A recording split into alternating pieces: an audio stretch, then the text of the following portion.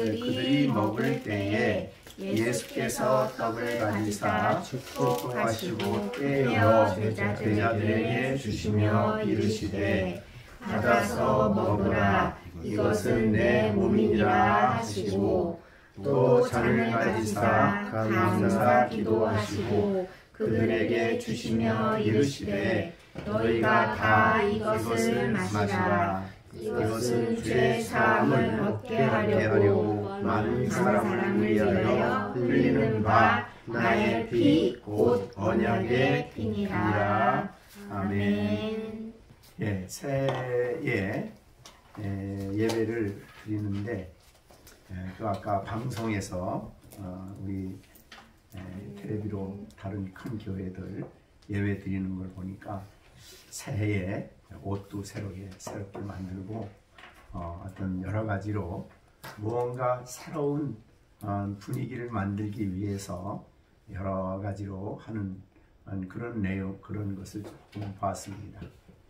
그것이 나쁘다는 건 아니고 교회가 진정으로 예배가 새로워지고 예배가 새롭게 되는 것은 이런 외적인 환경의 변화가 아니고 그 가운데 예배하는 우리 가운데 살아계신 하나님이 임재하셔서 예배를 받으실 때 우리의 예배가 살아있고 또한 하나님을 기쁘시게 하는 그런 예배가 될 수 있을 것이다. 그런 생각을 해봤습니다. 교회에서 예배하는 사람들이 새로워지지 않으면 예배가 새로워질 수 없고 또 그 교회가 새로워질 수가 없습니다. 그런데 성경에서 예배드리는 사람들 혹은 하나님 앞에 기도하는 사람들이 변화되어지고 새로워지는 경우는 어떤 것일까? 그것을 생각해 보면 이제 어느 책을 보니까 하나님의 임재하심에 대해서 글을 쓰면서 하나님의 임재하심이야말로 우리를 새롭게 하는 그러한 능력이다. 이제 그런 책을 좀 봤습니다. 우리가 그 모세가 이제 애굽에서 도망을 가서 미디안 광야에서 40년을 있었었죠. 정말 그 이드로의 양무리의 양을 치면서 40년을 그대로 광야에서 물론 개인적으로 하나님과 기도도 했겠고 교제가 있었겠지만은 그런 모세가 변화가 된 것, 그의 물론 목표나 가치관이나 모든 삶의 변화가 근본적으로 일어난 것은 하나님을 만날 때입니다. 그죠? 출애굽기 3장 3절에서 불꽃 가운데 나타난 그 큰 광경을 보기 위해 갔다가 하나님을 만나게 되죠. 그래서 하나님 앞에 서는 놀라운 장면이 출애굽기 3장 3절에 나오는데 그때서부터 사실은 모세는 새로운 삶을 시작을 하게 됩니다. 불꽃 가운데 나타나신 하나님 앞에 그가 하나님이 모세를 불렀고 그 모세가 하나님 앞에서 두려워 얼굴을 가리우는 그 장면이 출애굽기 3장 6절에 기록되어 있습니다. 이것이야말로 모세가 새로운 40년, 나이가 좀 80살이니까 나보다 더 먹으셨네요. 어떤 그런 어떤 면에서 보면 이젠 모든 걸 다 놓고 아무것도 안 해야 되는 그런 80이라는 그런 나이에 놀랍게 새로운 의욕과 새로운 비전을 가지고 새로운 삶을 시작을 하는 그런 모세가 된 것은 하나님을 만날 때 가능했다. 그런 말씀을 볼 수가 있습니다. 신약의 극적인 변화를 가진 사람이라면 우리가 바울을 볼 것입니다. 그렇죠? 교회를 박해하고 핍박을 하고 또 그것도 다메섹에 가서 예수 믿는 사람들을 잡아 올려고 가다가 예수님을 만나게 되죠. 그죠? 예수님을 만난 결과 그는 눈이 어두워졌고 그 다음에 새로운 삶을 살게 되는 정말 놀라운 변화가 일어났습니다. 누구도 바울을 그렇게 변화시킬 수 있는 사람은 누구도 없었습니다. 그런데 자신도 생각할 수 없는 엄청난 변화가 바울에게 일어나는 것은 주님을 만났을 때 가능합니다. 새로운 세계가 열린 거죠. 예수님 만나고 나니 새로워졌다. 모든 게 새로워졌다. 물론 고린도후서 3장 17절에서는 누구든지 그리스도 안에 있는 자들은 새로운 피조물이라 그렇게 말씀했지만, 영적으로 새로운 피조물이 됐지만 신앙인들도 살아가면서 그리스도와의 임재, 그리스도와의 만남이 있게 될 때에 정말 우리의 감정, 우리의 생각, 우리의 여러 가지가 너무나 그런 새로운 그런 변화를 맞이한다. 그렇게 볼 수가 있습니다. 자, 여러분도 우리 잘 암송하는 고린도후서 3장 18절이 뭐죠? 우리 다 같이 암송해 볼까요? 고린도후서 3장 18절.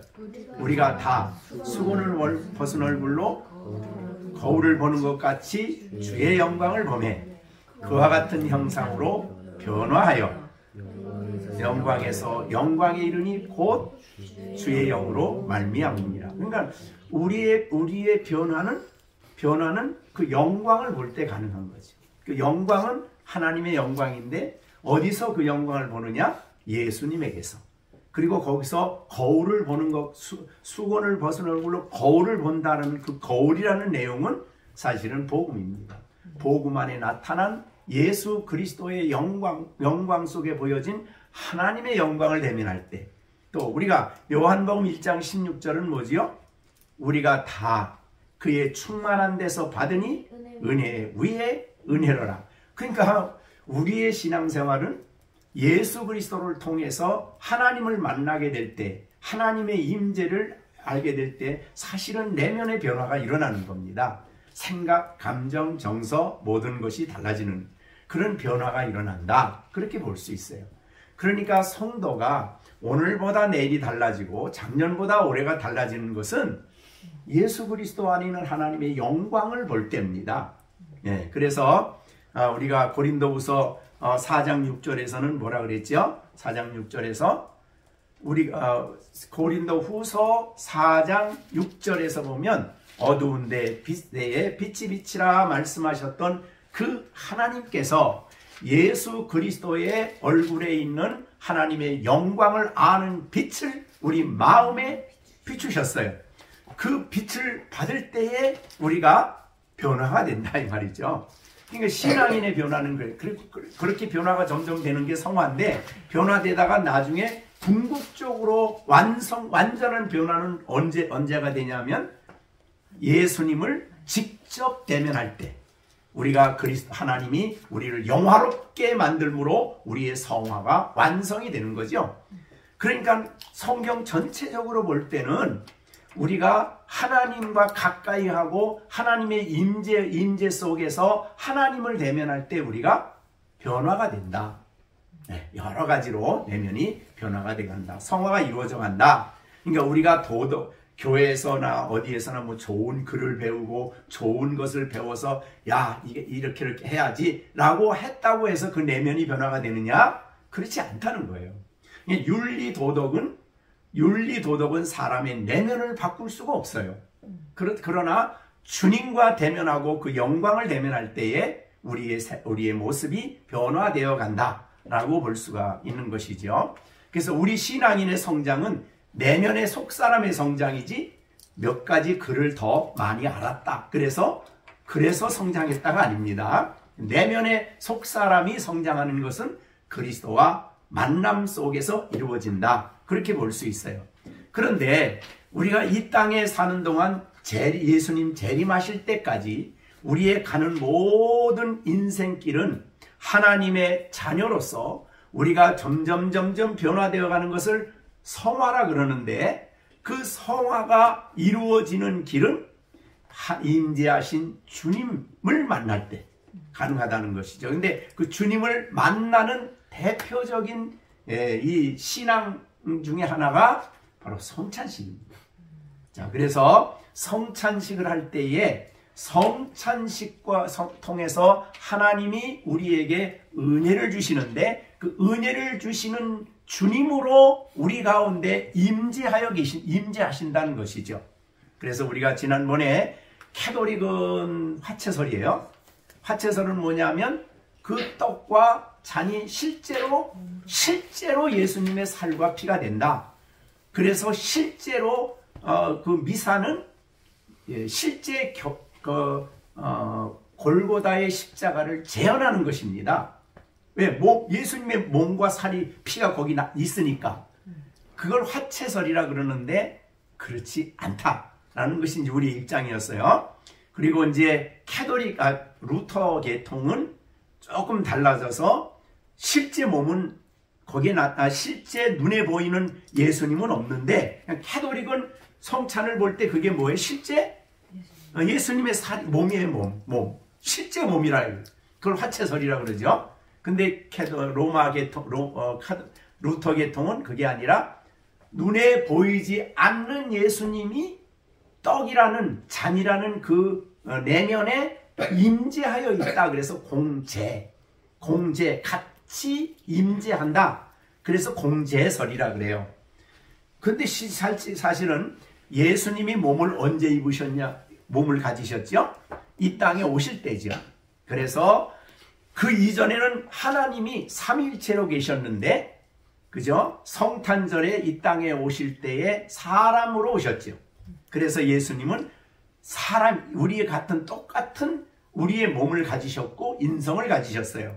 그래서 예수님만이 신이시면서 동시에 사람이다. 그래서 양성, 신이면서 동시에 사람이다. 그렇죠? 그런 분으로 이 땅에 계셨어요. 그래서 우리가 볼 수 있었고 그분이 말씀을 주셨고 가르쳤고 또 연약한 자를 찾아다니면서 병도 고쳐주시고 또 역사를 일으켜 주셨어요. 그러다가 이제 고난을 당하시고 십자가에 죽으셨죠. 그리고 부활하셨죠. 그리고 40일 제자들과 함께 계셨다가 그분은 제자들이 보는 앞에서 어디로 가셨죠? 하늘로 가셔서 누구 옆에 앉으셨어요? 하나님 보좌 우편에 앉으셔서 지금도 우리를 위해서 기도하시고 중보하시고 우리를 위해서 아버지께 우리의 모든 기도가 예수님의 이름으로 아버지께 가게 하시고 또한 아버지로부터 오는 모든 은혜가 그리스도를 통해서 우리에게 오게 되어 있죠. 그러니까 지금은 그 몸이신 사람이신 예수님은 어디 계셔요? 하늘에 계시죠. 보좌 우편에 계셔요. 근데 그분이 우리가 볼 수 있게 오시나요? 안 오시죠. 예, 언제 우리가 보여요? 재림하실 땐 보겠죠. 궁극적으로. 그러나 이 땅에 몸을 입으신 인성을 가지신 예수님, 몸이 있으신 예수님은 이 땅에 오시지 않아요. 물론 아주 예외적인 경우가 바울의 경우였을 거예요. 바울의 경우는 왜냐하면 그는 사도라는 것은 본래 사도의 기준이 뭐냐면 예수님을 직접 봐야 되거든요. 그래서 그 사도가 내가 직접 본 사람이 예수는 살아계신다라고 증거해야 되는 거거든요. 그게 사도예요. 증인으로서. 근데 바울이 보지도 않고 나 예수님 살았어 그러면 다른 사람이 뭐라 그랬어요? 너 봤냐? 그럴 거 아니에요. 그래서 바울에게만 이방인의 사도로 삼으시기 위해서 직접 자신의 몸을 나타내 보이셨어요. 그래서 바울은 직접 보았지만은 그 외에는 직접 몸을 입으신 주님이 안 나타나 이 땅에는. 어디 계셔요? 하나님 우편에 하늘에 계셔요. 자, 근데 예수님은 양성이라 그러셨죠? 자, 몸을 가지신 예수님은 몸이 있으신 예수님은 하늘에 계셔요. 그러면 신이신 예수님은 어떨까요? 자, 신이신 예수님은 성령 안에서 우리 안에 오시고 우리 가운데 임재하시죠. 그래서 우리가 이렇게 이제 성찬식을 합니다. 근데 언제 그럼 우리에게 보이시냐? 대개 섭리하실 때, 또 경륜을 이루실 때, 또 그 다음에 은혜를 베푸실 때 그 베푸시는 자리에 임재하셔서 은혜를 베푸신다 그래요. 자, 그러면 지난번에 우리가 예수님, 하나님이 우리에게 은혜 주실 때 세 가지 방편이 있다 그랬죠? 말씀, 기도, 성례, 성찬. 근데 그렇기 때문에 이 성찬식을 할 때에 주님이 임재하신다는 것은 화채설이 아니고 공제설이 아니고 뭐예요? 하나님, 신성이신 하나님이 그 가운데 은혜 주시기 위해서 임재하신다. 그래서 이 성찬식에는 예수님이 영으로 임재하신다 그래요. 영으로 임재하신 것은 다른 표현으로 신성을 가지신 예수님이 신성으로 임재하신다 그 말이죠. 그래서 임재하셔서 특별히 예배 성찬을 받는 우리들의 마음에 감동을 주시고 감화를 주시고 은혜를 주시기 때문에, 그렇기 때문에 이 영적 임재설이라 그렇게 우리는 표현을 하죠. 그것이 이제 우리 개혁교회의 입장입니다. 영적으로 주님이 임재하신다. 무엇하심으로? 성찬을 통해서 우리에게 은혜를 베푸시기 위하여 임재하신다는 거예요. 자, 그런 의미에서 우리는 이 성찬식이야말로 사실은 예수님의 임재를 영으로 우리가 느끼고 체험하는 복된 자리입니다. 그러니까 우리가 변화되는 아주 귀한 자리가 바로 성찬식이라는 것이죠.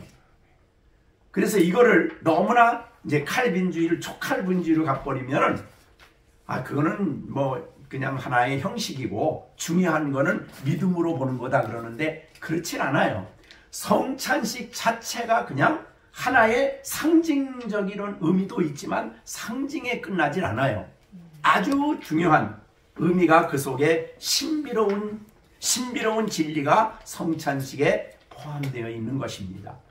우리가 그것은 이제 하나하나 이제 우리가 이 성찬식에 제가 설교를 하면서 이렇게 이제 여러분들에게 가르쳐 주려고 애를 하는 것인데 아직도 멀었죠. 가려면 한참 아직도 멀었는데 성찬식은 너무나 그 속에 영적 비밀이 많기 때문에 우리가 금방 알 수 있는 그런 수준이 아니다 이런 말이죠. 자, 그래서 특별히 이제 성찬식을 할 때 제가 설교를 하는 중요한 이유가 거기에 있습니다. 다른 설교하고 일반적으로 할 때와 같이 그냥 할 수 있지만은 아니다. 신앙인들은 성찬식을 통해서 주님과 만나며 하나님의 이 크신 은혜를 받는 이 귀한 은총을 결코 가볍게 여기서는 안 된다는 거예요.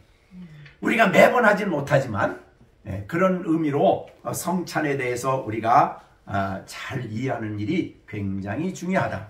자, 오늘 그러면 본문에 보겠습니다. 우리가 많이 성찬할 때 읽는 말이지만, 자, 그들이 먹을 때에, 요건 먹는다는 말은 오순절 고기를 먹는 겁니다. 그들이 먹는 거는, 그러니까 오순절에 누룩 없는 떡, 그 다음에 오순절 양고기, 주로 양고기, 그 다음에 그 시간에는 주로 포도주를 네 잔을 한다 그랬죠? 포도주 4잔이라 그랬어요. 그래서 4잔을 놓고서 그 순서마다 그 의미가 있어요. 그래서 첫째 잔 그러면 내가 너를 애굽에서 빼어낸다. 6월절 양이니까. 둘째 잔은 내가 너를 거기서 그의 권세로, 바오로의 권세로부터 빼어내서 그 다음에 건져낸다. 두 번째. 세 번째는 내가 너를 구속하리라. 감사의 그런 잔입니다. 넷째 잔은 내가 너희로 내 백성을 삼으리라. 이제 그런 의미를 그때마다 한 잔 먹을 때마다 고백을 하는 거예요. 고백을 하고 먹고, 고백을 하고 마시고, 고백을 하고 마시고. 그런데 자, 예수님의 경우에는 몇째 잔을 먹을 때 이 성찬식을 했을까? 뭐 성경에는 없어요. 근데 일반 주석학자들은 셋째 잔이라고 생각을 하는 것 같아요. 셋째 잔. 오늘 제가 주석을 보니까 그런 주석이 있더라고요.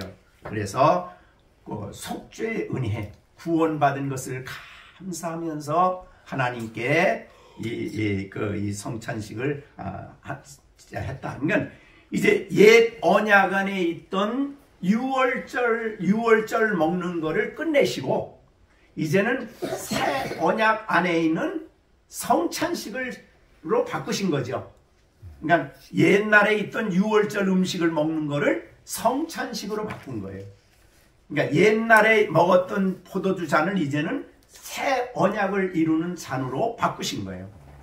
그런 의미로 이제 이 성찬식을 하게 됩니다. 그러니까 여기에 너희가 먹을 때에 라는 이 말이 바로 그런 뜻이 되겠습니다. 유월절하고 내용상으로는 영적인 의미로는 같아요. 그죠? 마치 예수님이 유월절 양이시니까 그렇게 예수님의 피 이렇게 연결이 되는데 이렇게 먹을 때에 예수께서 떡을 가지사 축복하시고 떼어 제자들에게 주셨다. 자, 우선 그러면서 예수님 말씀이 받아 먹으라 이것은 내 몸이다. 그러니까 성찬식에서 떡을 주면서 내 몸이라고 얘기하셨어요. 그 비유죠. 그죠? 그래서 캐톨릭은 이걸 화채설로 얘기한 것이고, 그 다음에 루터 교회는 공제설을 얘기했는데, 우리는 그거는 기념하는 하나의 상징으로 보는 거죠. 그죠? 그래서 우리는 받아 먹을 이것은 내 몸이라 그럴 때에 떡이 정말 몸이냐? 떡이 몸이 됐냐? 그 화채설이죠. 몸이 됐다 그러면 떡이 몸이냐? 그 공제설은 자기도 모르게 신비롭게 예수님 몸이 거기 있다는 거예요.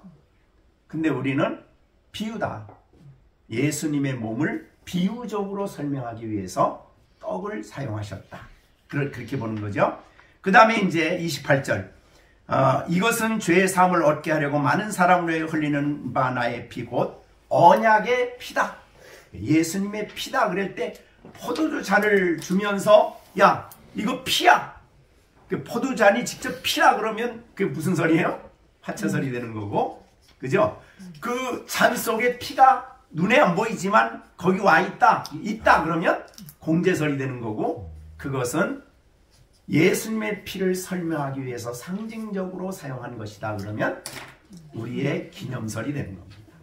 자, 그 기념이란 말은 우리가 고린도전서 11장에 보면 바울 사도가 그런 말 했죠. 25절에 24절에 보면 축복하여 떼어 이르시되 이것은 너희를 위하는 내 몸이니 이것을 행하여 나를 기념하라 그랬죠. 그 다음에 25절 식후에 또한 그와 같이 잔을 가지시고 이르시되 이 잔은 내 피로 세운 새 언약이니 이것을 행하여 마실 때마다 나를 기념하라. 자, 여러분 기념하라 그 말은 기념이라 하라는 의미는 무슨 뜻이겠어요? 그것을 기억해라 그런 뜻이란 말이죠. 그러니까 기억해라. 그러니까 이 떡과 잔은 화채나 공제가 아니고 예수님의 십자가로 우리를 인도하면서 예수님이 우리를 위해서 죄짐을 지시고 죽으신 그 몸을 기억하라는 거예요. 기념이란 말은 기억해라 그런 뜻이죠. 그 다음에 예수님이 우리를 위해서 흘리는 피를 기억하라. 기억하라. 다른 말로 성경에는 기억하라는 말이 굉장히 많이 나와요. 구약에 특별히 기억한다는 말은 다시 그 십자가의 사건을 마음속으로 기억하라는 것입니다.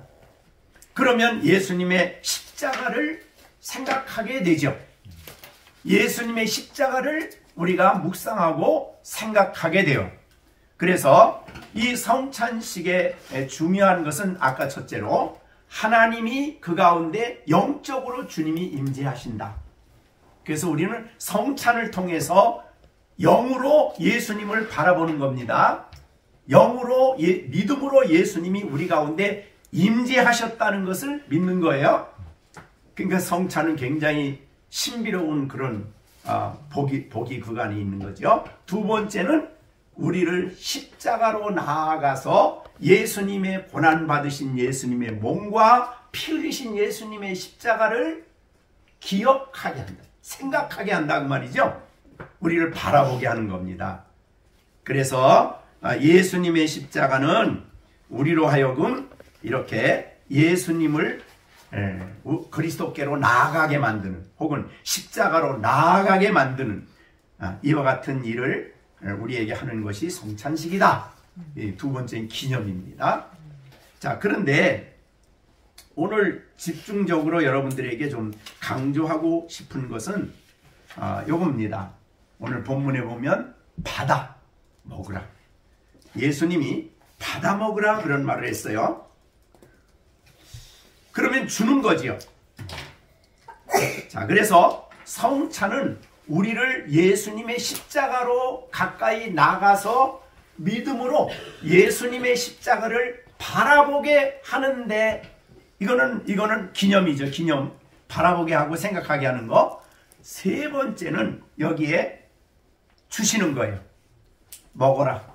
받아 먹으라. 근데 실제로는 그 떡을 받아 먹는 거죠. 또 잔을 마시는 거죠. 그럼 내가 받는 거, 내 편에서 보면 받는 겁니다. 그러면 우리가 이거를 복음 안에서 혹은 영적인 진리로 이해한다면 무엇이냐? 예수님의 십자가와 피 흘림을 통해서 나를 위해서 이 하신 일을, 나를 위해서 이룬 일을 내가 받아들이는 거죠. 그러니까 주는 거는 받는, 내 편에서는 받는 겁니다. 그럼 뭘 받느냐? 그 십자가를 통해서 하신 일을 우리가 알아야 되겠죠.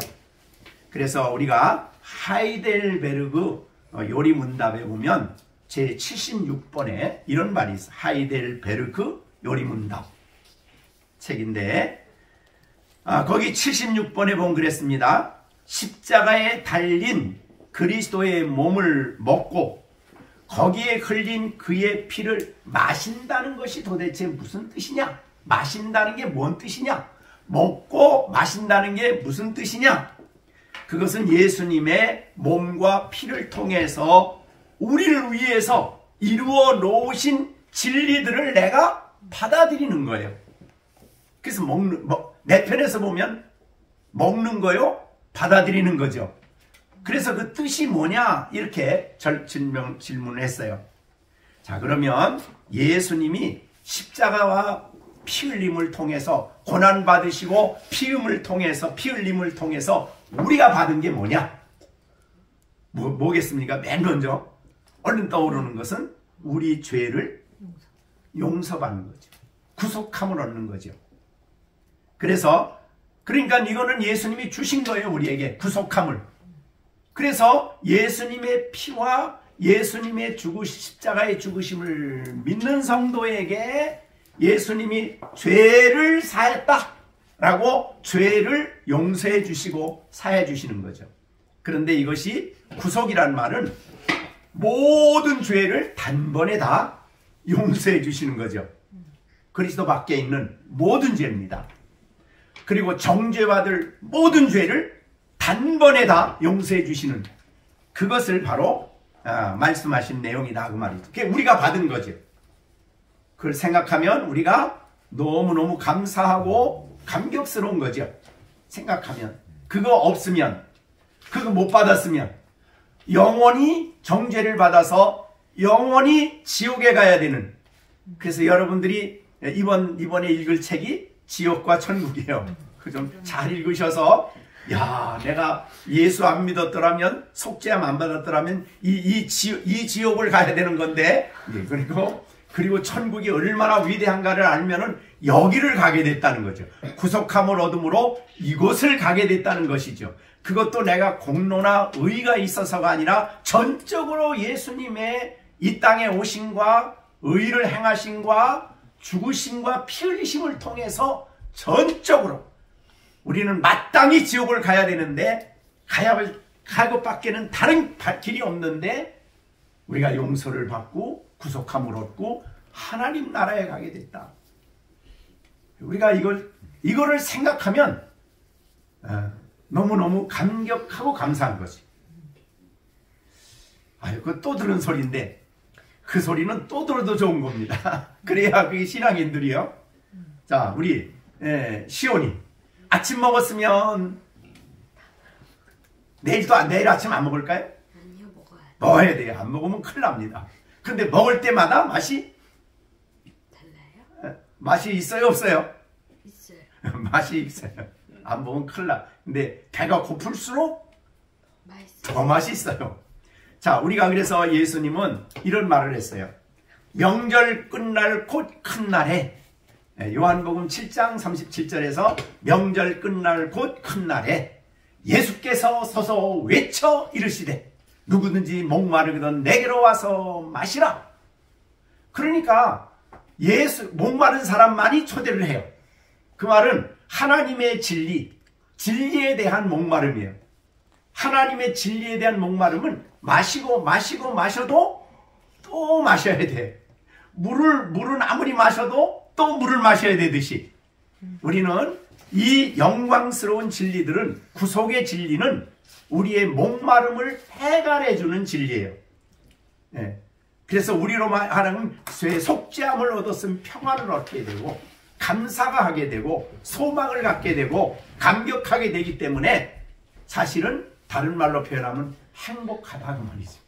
행복에 대한 목마름이 있는 사람들은 이 구속의 진리를 생각하면 생각할수록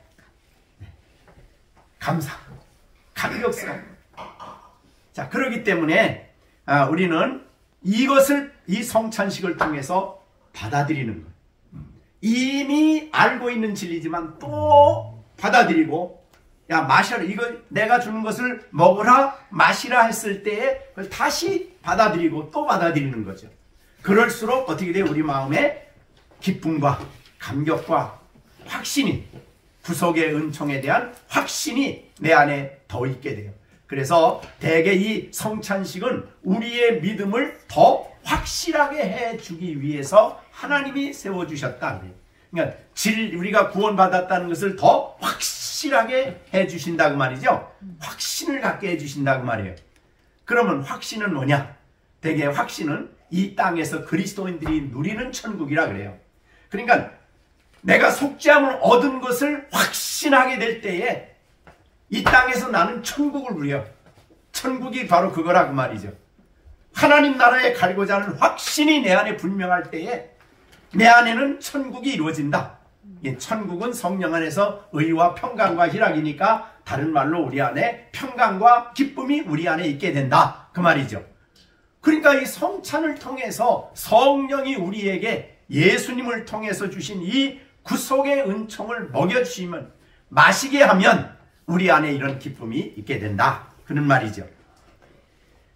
자, 그래서 우리가 거기 보면은 두 번째 우리가 생각할 수 있는 것은 이 성찬을 통해서 우리가 죄 사함을 확신할 때에 바로 이 예수님의 살과 피를 믿는 믿음, 그것을 우리가 먹는다고도 표현하고 믿는다고도 표현하는데, 믿게 될 때 우리는 영생을 선물로 받습니다.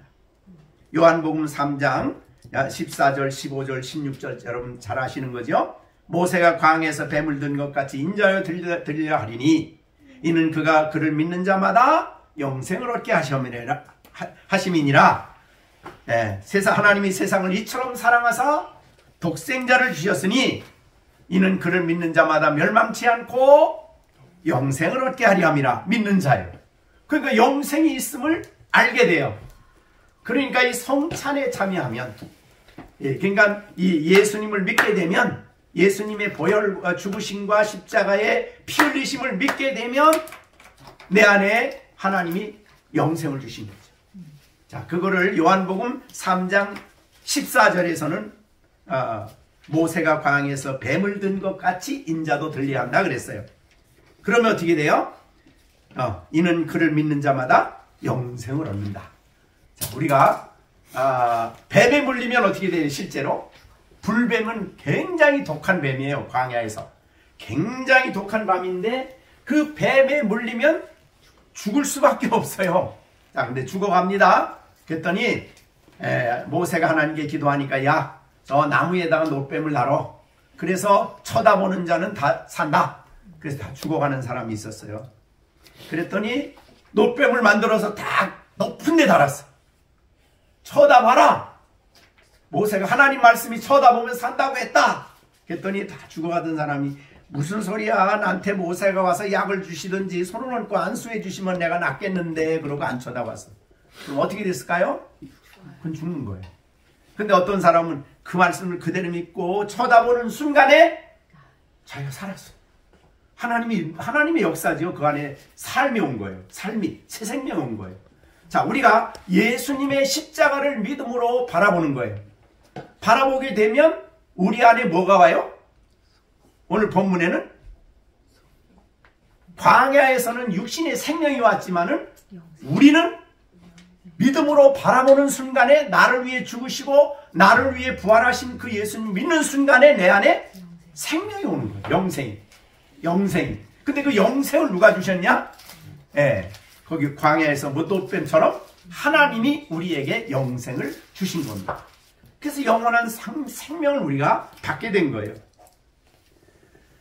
자, 요한복음 6장 47절에 진실로 진실로 너에게 이르노니 믿는 자는 뭐예요? 영생을 가졌다 그래요. 왜? 하나님 주셨으니까 가진 거예요. 그러니까 여기에 이 성찬식에서 예수님의 살과 보혈의 공로를 믿음으로 받아들이는 사람에게는 예수님이 주신 그것을 받은 사람이죠. 그러니까 십자가만을 바라봤는데 하나님이 그에게 영생을 주셨어요. 구속함을 주시고 영생을 주셨어요. 그 영원히 살게 된 거죠. 자, 그것이 바로 영생에 대한 말입니다. 그렇기 때문에 우리는 영생을 얻은 우리들은 새 생명을 얻은 것이고 영원한 하나님 나라에서 영원토록.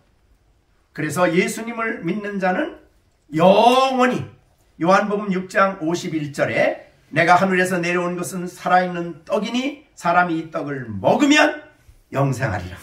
내가 줄 떡은 곧 세상의 생명을 위한 내 살이다. 그러니까 예수님을 믿는 자는 영생을 어떻게 된 거예요? 하나님이 주셨어요. 그래서 영생을 가지고 있다. 자, 그것이 우리가 하나님 나라의 영생은 그럼 성격적으로 영생은 뭐냐면 아까 그 광야에서 뱀을 보면 죽었죠. 시간 차이지 죽는 거죠. 결국은 죽는 거죠. 근데 봤더니 살았어요. 금방 다르죠. 자, 우리가 예수님을 믿게 되면 허물과 죄로 우리가 에베소서 2장 1절에 보면 허물과 죄로 죽었죠. 영적으로 죽어있는 사람이 하나님이 예수님을 바라볼 때 우리 안에 생명을 새 생명을 주신 건데 그 생명은 영원한 생명이기 때문에 영생이라 그럽니다. 우리가 그 생명을 받은 거예요. 그러니까 생명을 받았기 때문에 이제 우리는 하나님과 교제가 일어나기 시작했고 하나님과 새로운 삶이 시작이 된 거죠. 그러니까 영생은 하나님과 날마다 이 땅에서 교제하고 하나님께 예배하고 하나님과 함께 사는 삶이 이 생명인데 이 생명이 지금도 우리 안에 있는 거죠.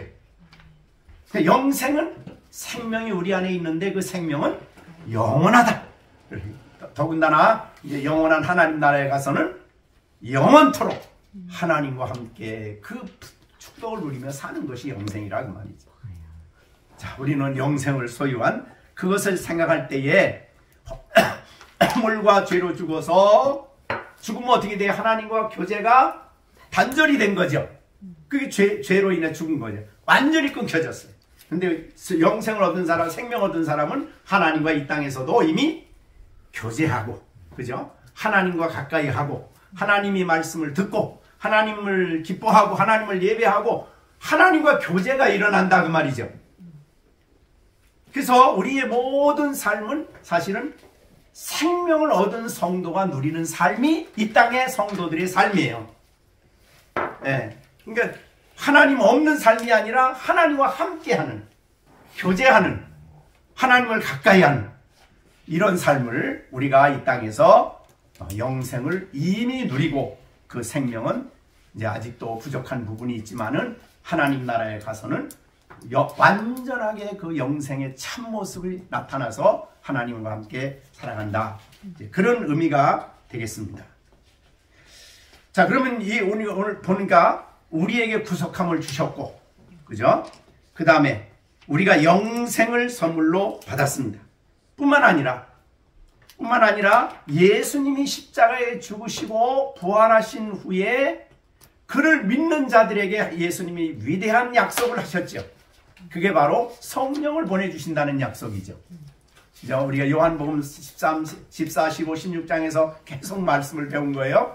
네, 거기서 보면 내가 가서 아버지께 구하여 너희에게 보낼 보혜사, 그가 오실 때에 진리의 성령이기 때문에 그가 오실 때 나를 증언할 것이다. 그러니까 예수님의 가서 하신 가장 큰 은혜로운 사역은 우리 안에 성령을 보내주신 거예요. 그래서 우리는 성령이 우리 안에 오신 거예요. 자, 성령이 오시면 어떤 결과가 일어나요? 성령은 삼위일체 하나님이셔요. 그래서 성령이 우리에게 오시면 우리 안에 누가 오신 거예요? 삼위일체 하나님이 오신 거예요. 그래서 성령이 우리 안에게 오셔서 삼위일체 하나님으로 우리 가운데 역사하시기 때문에 예수님께서는 요한복음에서 그런 말씀을 하시죠. 요한복음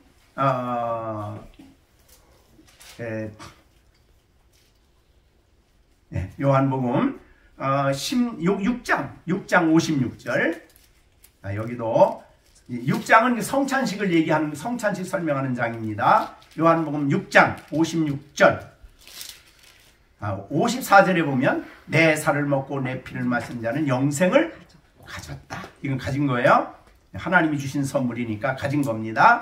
그 다음에 56절 내 살을 먹고 내 피를 마시는 자는 내 안에 거하고 나도 그 안에 거하나니. 그러니까 우리가 피를 마시면 그 마시는 자는 그리스도 안에 있고 그리스도도 우리 안에 계신다. 연합이. 연합이. 어떻게 이것이 가능해졌느냐? 그것은 바로 성령이 오심으로 가능해진 겁니다. 그래서 요한복음 14장에서 그렇게 말씀하십니다.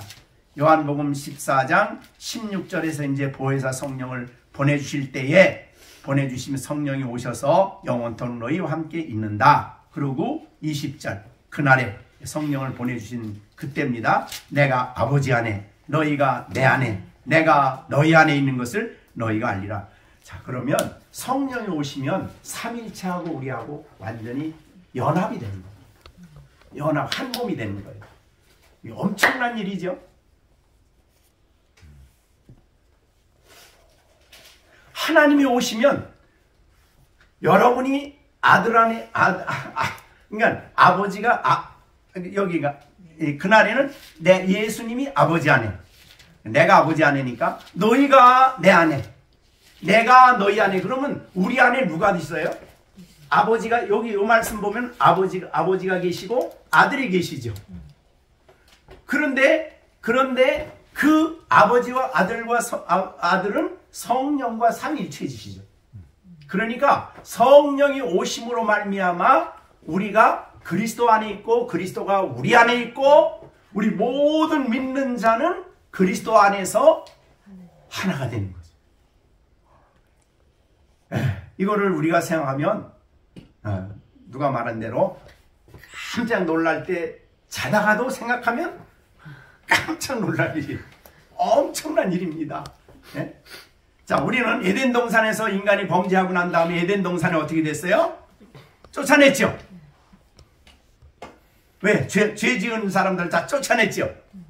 들어오지 못하도록 뭐 했어요? 막 거기다가 두루돈 검을 둬가지고 막 스랍을 둬가지고 들어오지 못하도록. 그런데 하나님이 활짝 여시고 거기를 우리를 초청해서 영접해서 우리가 하나님과 함께 사는 이런 놀라운 복을 우리에게 주신 거죠. 그러니까 그리스도인들은 이 땅에 살면서 이미 에덴의 축복을 누리고 있는 거죠. 자, 여러분, 에덴 그러면 어떤 곳이라고 생각하세요? 에덴 그러면 에덴, 네? 하나님이 계신 곳. 또 사람들은 그 에덴을 유토피아라 그래요. 그죠? 행복한 곳. 근데 그 에덴은 그리스도 없이 들어갈 수 있나요? 불가능해요. 근데 에덴이란 뜻은 에라는 뜻이 물이에요. 물. 덴이란 말은 생명이에요. 생명. 그러니까 생명을 얻은 사람이 생명수 물을 마시며 사는 곳이 에덴입니다. 그러니까 생명이 없으면 에덴의 행복을 누릴 수가 없어요. 그러니까 생명이 없는 사람은 이 땅에서 절대로 유토피아를 못 만듭니다. 그러니까 에덴, 물, 생명. 그래서 우리는 예수님이 와서 물 마시라 그러잖아요. 그죠? 누구든지 목마르면 내게로 와서 마셔라. 이런 말씀을 하잖아요. 그렇죠? 생명수예요. 생명수. 요한복음 4장 14절에서는 뭐라고 했어요? 거기는 생수에 대해서.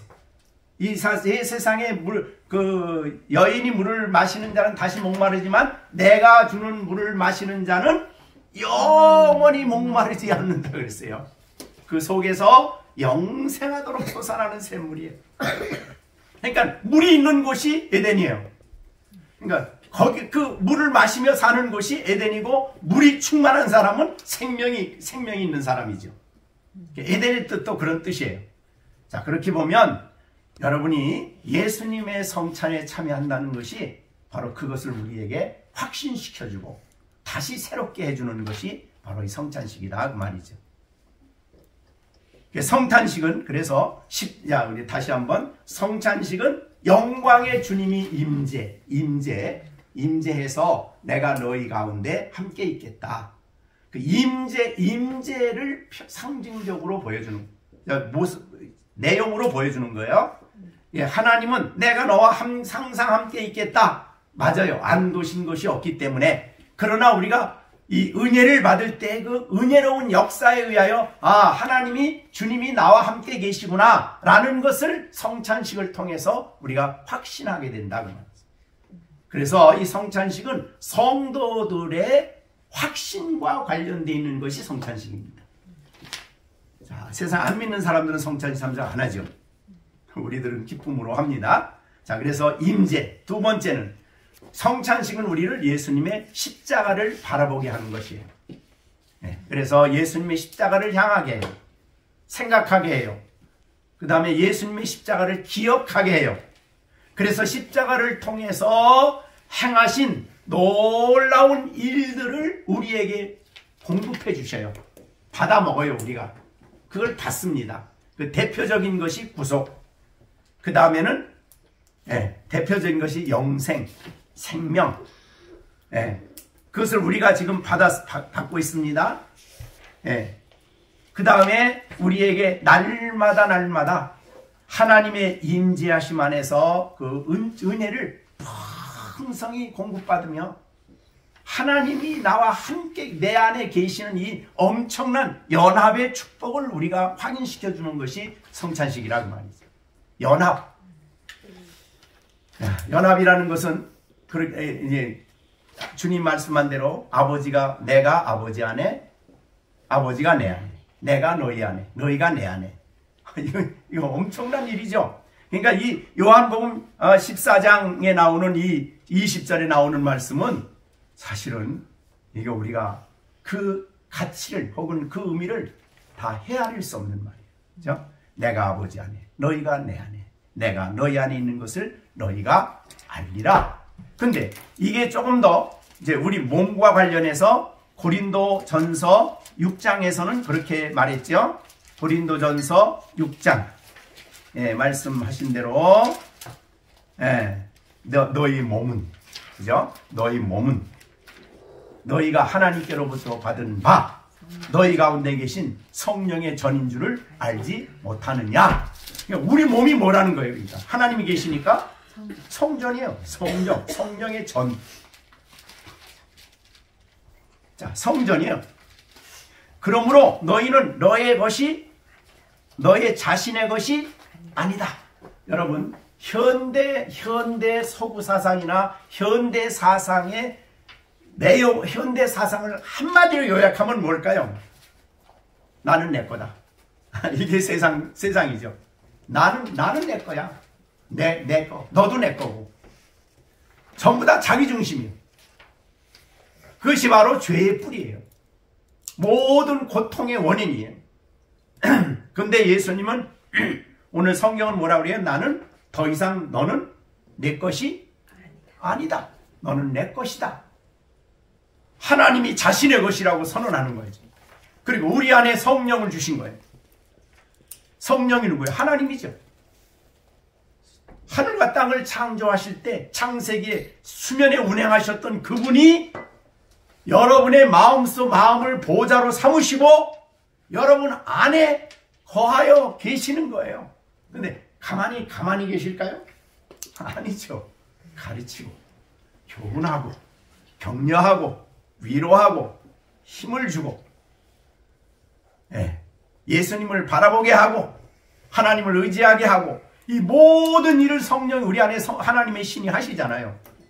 그래서 여러분 이 하나님의 성령이 우리 안에 행하시는 일에 대해서 저도 늘 그것 때문에 다시 생각하고 또 다시 생각하지만 이게 작은 일이 아니잖아요. 하나님이 성경을 내게 깨닫게 해주신다. 작은 일이 아니죠. 하나님의 신.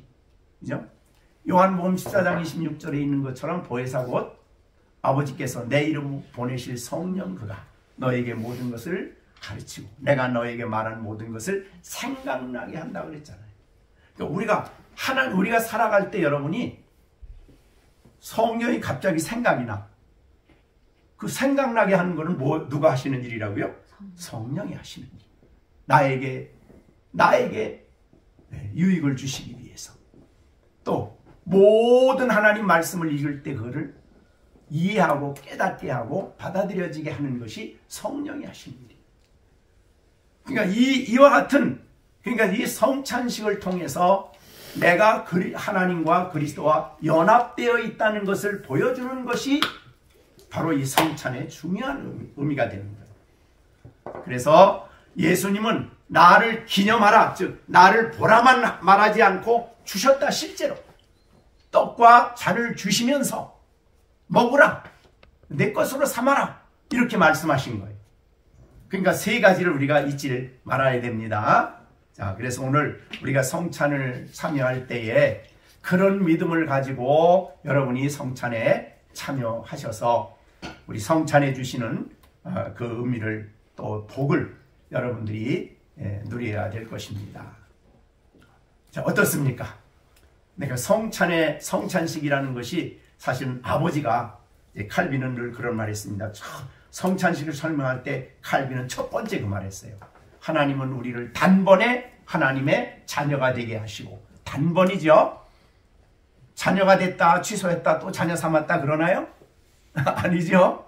단번에 영원토록 단번에 자녀로 삼아 주시고 영원한 그 나라에 살 때까지 이 땅에 나그네 인생길을 걸어가는 하나님의 자녀들에게 하나님은 이 성찬을 통해서 자녀들을 바로 세우고 믿음의 확신을 주시고 자녀로서 이 놀라운 은혜를 체험하며 살아가도록 하나님이 자녀들을 위해서 이 성찬을 준비하셨다는 거예요. 자녀답게 살아가게 하기 위해서. 그러니까 하나님이 우리를 아버지가 되시고 우리의 자녀된 우리들에게 주신 이 엄청난 선물을 우리가 누리면서 살아가는 우리 모두가 되어져서 성찬을 참여할 때마다 그런 기대를 가지시고 우리가 함께 믿음 생활하시기를 간절히 바랍니다. 오늘 말씀을 마쳤습니다. 근데 여기에 20장 마지막 절 읽지는 않았는데 28절인가요? 29절. 마태복음 26장 29절. 그러나 너희에게 이르는 내가 포도나무에서 난 것을 이제부터 내 아버지 나라에서 새 것으로 너희와 함께 마시는 날까지는 마시지 않는다. 그 말은 예수님이 육신을 입고 이 땅에 오시진 않는다는 거죠. 성찬식에. 그럼 언제 우리가 이제 예수님과 직접 이 성찬을 먹는 자리를 언제 참여할까요? 네? 여기 그랬잖아요. 내 아버지의 나라에서. 그렇죠. 그러니까 우리가 이 땅의 삶을 마치고 예수님이 재림하셔서 그 영광스러운 잔치를 준비하는 그때가 완성되는 거예요. 그때 가서 완전한 성찬에 우리가 참여하게 되는 겁니다. 그때까지는 다시는 예수님과 함께 제자들이나 오늘날 교회가 성찬식을 참여하지 않아요. 그러니까 캐톨릭의 교리는 이것만 봐도 벌써 이거 성경 진리가 아니다라는 것을 알 수가 있겠습니다. 이제는 우리 주 예수 그리스도의 은혜와 하나님 아버지의 넓고 크신 사랑과 성령의 교통 감화 인도하심이 오늘도 성찬에 참여하여 우리가 그리스도 안에 새 생명을 얻고 우리가 그리스도의 한 몸 되어 한 형제 한 자매 된 것을 영원한 천국에 가는 그날까지 사랑할 것을 다짐하는 우리 가운데 이제로부터 영원토록 함께 계실지어다. 아멘.